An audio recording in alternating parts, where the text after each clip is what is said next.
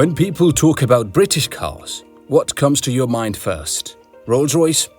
Bentley? Land Rover? Jaguar? This island nation, covering only about 240,000 kilometers, gave birth to some of the most famous car brands in the world.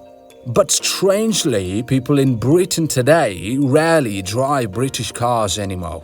They invented the steam engine, they launched the Industrial Revolution. So why don't they love driving their own cars?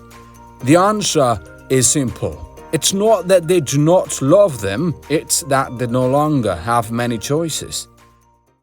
After World War II, Britain's car industry once held a very strong hand. But from the 1970s onward, quality became unstable, strikes became frequent, and management became rigid. The government forcibly merged a group of car makers into British Leyland. In the end, the more it tried to save them, the more money they lost. Rolls-Royce went to BMW, Bentley went to Volkswagen, Jaguar Land Rover was bought by India's Tata Motors. Even Vauxhall, once a national British brand, became just another badge under Stellantis. And MG, the only commonly seen British origin brand, is now a Chinese face under SAIC Motor. By the early 21st century, almost all major British passenger car brands had been sold off. From that point on, the UK car market became a huge vacuum.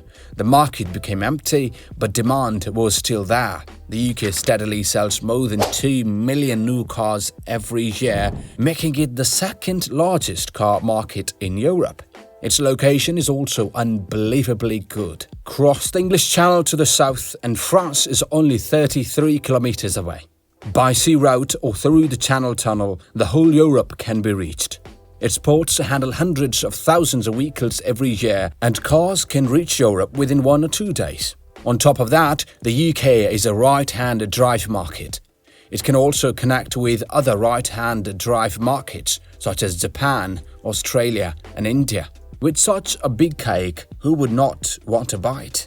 In the first quarter of this year, total new car sales in the UK exceeded 600,000 units. Compared with last year, the total market grew by less than 6%. But Chinese brands sold more than 110,000 cars in one go. Their market share climbed to nearly 20%. Year-on-year growth reached 72.6%. MG maintained a stable base. BYD achieved a huge leap of 130%. The rapid entry of Jito, Omoda, Polestar, Leapmotor, and other emerging players filled different segments of the UK market for Chinese brands. On British streets today, one side is occupied by traditional German brands still holding on to their prestige. The other side is filled with Chinese-made cars rapidly expanding their territory. Out of every 5 new cars, 1 is now a Chinese car. But why Chinese cars? British car buyers are famously picky. More than half of them only trust familiar brands, and 60% of them put driving performance as the second most important factor after price. Take BMW as an example. BMW has very strong customer loyalty. Out of 10 BMW owners, nearly 7 will still choose BMW when they change cars. But once electrification arrived, the rules changed. The UK government has announced that the sale of new petrol and diesel cars will be banned from 2035. This country also aims to reach net zero emission by 2050. At the same time, the UK is a compact country. London to Manchester is only about 260 kilometers. For most electric cars, that distance is easy enough for a round trip. So the UK is naturally suitable for electric vehicles. This window of rapid transition is a rare moment of reshuffling for every car brand. German cars, French cars, Japanese cars, and Korean cars have all taken turns entering the market. But German cars are expensive. Japanese brands have reacted slowly to smart technology, and most of them still treat the UK as an extension of petrol car market. They have not truly redesigned their models for the electric era. The BMW iX1 starts at around £50,000 in the UK. A BYD Atto 3 in the same class costs less than £30,000. More importantly, Chinese cars are built on dedicated electric platforms. Their real-world range is solid. The infotainment system are smooth. Smart driving features often come as standard. On BMW or Toyota models, these features are either unavailable or require extra money as optional equipment. Suddenly, brand loyalty no longer works. In the petrol car era, British consumers bought engines, chassis, and handling. But now the electric era has arrived.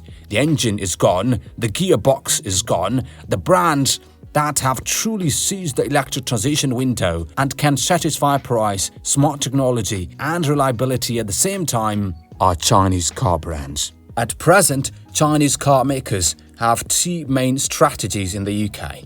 One is the strategy used by SAIC Motor in Geely. Acquire old European brands and bring them back to life through a new shell. The other is the strategy used by BYD, XPeng, and Leapmotor. Enter the market under their own brand names and compete directly with product strength. The effect of this two-legged approach is already clear. Although German brands still ranked first in the first quarter sales, their overall sales fell by nearly 3%. Chinese brands, however, continue to rise as a whole. Of course, there are still many challenges. British consumers still have low awareness of Chinese brands. Building a nationwide sales and service network requires huge investment. After Brexit, the automotive trade rules between the UK and the European Union are still being pulled back and forth. The original rule to impose a 10% tariff on UK electric vehicles from 2024 has been postponed by 3 years, but it's still hanging over the market. The UK government is also closely watching the impact of imported Chinese electric vehicles, but the opportunity is equally clear. Chinese car makers already have advantages in batteries, smart technology, and cost control. More importantly, the hollowing out of Britain's own car industry has created a huge opening. This may sound cruel, but it is exactly the biggest advantage for Chinese brands. There is no strong domestic brand that they need to fight against. Consumers do not have strong patriotic tax mentality. What remains is simply a direct battle of product strength. So, why don't British people drive their own cars anymore? It is not because they do not love them, it's because they no longer have many choices. The cars that can satisfy British consumers' desire to have everything at once are Chinese cars. In fact, the question is no longer whether British people will buy Chinese cars. The real question is, apart from Chinese cars, who else can fill the empty space in the UK market?